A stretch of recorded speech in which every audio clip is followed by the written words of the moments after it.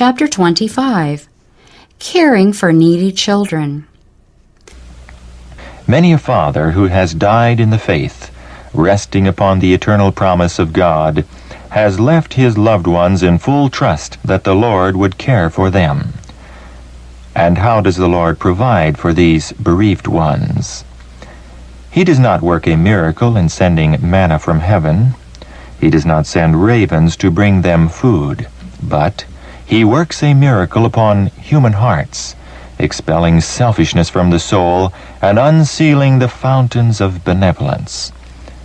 He tests the love of His professed followers by committing to their tender mercies the afflicted and bereaved ones. Let those who have the love of God open their hearts and homes to take in these children.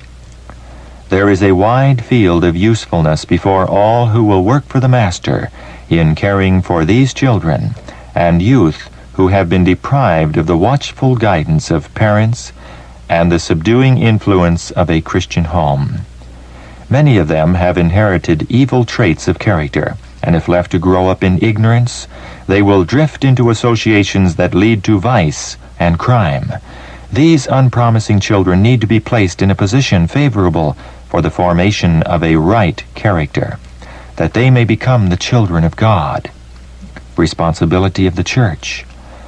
Fatherless and motherless children are thrown into the arms of the Church, and Christ says to His followers, "Take these destitute children, bring them up for me, and ye shall receive your wages.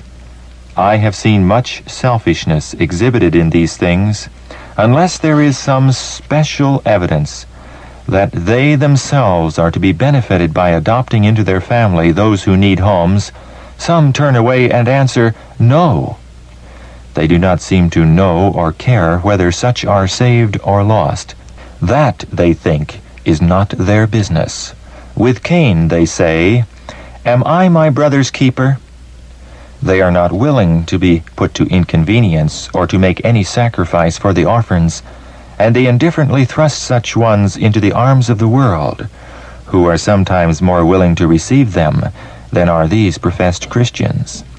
In the day of God, inquiry will be made for those whom heaven gave them the opportunity of saving. But they wished to be excused, and would not engage in the good work unless they could make it a matter of profit to them. I have been shown that those who refuse these opportunities for doing good will hear from Jesus, 'As ye did it not to one of the least of these, ye did it not to me.'" Please read Isaiah 58, verses 5 to 11. An appeal to childless couples. Some who have not children of their own should educate themselves to love and care for the children of others. They may not be called to go to a foreign field of labor, but they may be called to work in the very locality in which they live. In place of giving so much attention to pets, lavishing affection upon dumb animals, let them exercise their talent upon human beings who have a heaven to win and a hell to shun. Let them give their attention to little children whose characters they may mold and fashion after the divine similitude. Place your love upon the homeless little ones that are around you. Instead of closing your heart to the members of the human family, see how many of these little homeless ones you can bring up in the nurture and admonition of the Lord. There is an abundance of work for everyone who wants work to do. By engaging in this line of Christian endeavor, the church may be increased in members and enriched in spirit. The work of saving the homeless and the fatherless is everyone's business. If those who have no children, and whom God has made stewards of means, would expend their hearts to care for children who need love, care, and affection, and assistance with this world's goods, they would be far happier than they are today. So long as youth, who have not a father's pitying care, nor a mother's tender love, are exposed to the corrupting influences of these last days, it is somebody's duty to supply the place of father and mother to some of them. Learn to give them love, affection, and sympathy.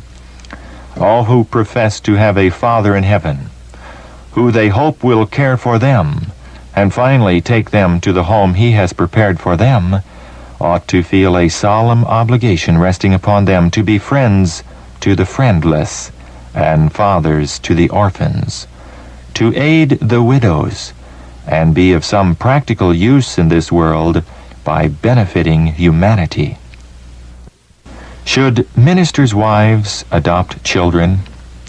The question has been asked whether a minister's wife should adopt infant children. I answer, if she has no inclination or fitness to engage in missionary work outside her home and feels it her duty to take orphan children and care for them, she may do a good work. But let the choice of children be first made from among those who have been left orphans by Sabbath-keeping parents. God will bless men and women as they with willing hearts share their homes with these homeless ones. But if the minister's wife can herself act a part in the work of educating others, she should consecrate her powers to God as a Christian worker.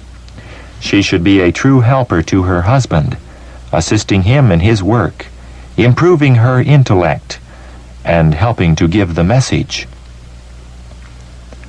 The way is open for humble, consecrated women, dignified by the grace of Christ, to visit those in need of help and shed light into discouraged souls.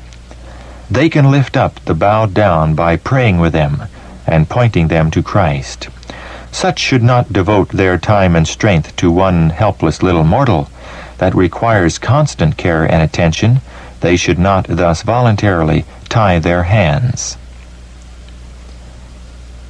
As far as lies in your power, make a home for the homeless. Let everyone stand ready to act a part in helping forward this work. The Lord said to Peter, "Feed my lambs." This command is to us, and by opening our homes for the orphans, we aid in its fulfillment. Let not Jesus be disappointed in you. Take these children and present them to God as a fragrant offering. Ask His blessing upon them, and then mold and fashion them according to Christ's order. Will our people accept this holy trust? A test for God's people. Years ago I was shown that God's people would be tested upon this point of making homes for the homeless, that there would be many without homes in consequence of their believing the truth. Opposition and persecution would deprive believers of their homes, and it was the duty of those who had homes to open a wide door to those who had not. I have been shown more recently that God would specially test His professed people in reference to this matter. Christ, for our sakes, became poor, that we, through His poverty, might be made rich. He made a sacrifice that He might provide a home for pilgrims and strangers in the world, seeking for a better country, even and heavenly.